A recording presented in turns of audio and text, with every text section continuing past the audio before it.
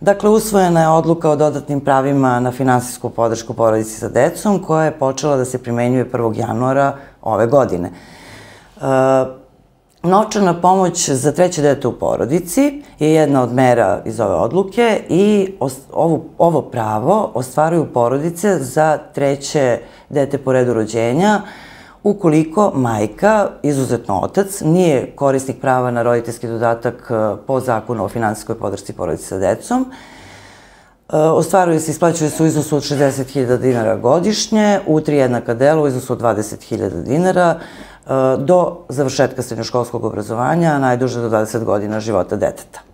Vezano za primjenu ove mere, korisnici kojima je isteklo pravo u decembru 2024. godine, a podneli su zahteve i imaju pravo po novoj odluci, dobit će rešenje o pravu do kraja februara meseca ove godine. Korisnicima kojima nije isteklo pravo, a ispunjavaju uslove po novoj odluci, služba će doneti bez podnošenja zahteva izmenjena rešenja po kojima nastavljaju sa korišćenjem prava u skladu sa novom odlukom. I korisnici koji ne ispunjavaju uslove po novoj odluci, a imaju aktivne rešenja doneta u 2024. godini, bit će isplaćeni do isteka važenja tih rešenja.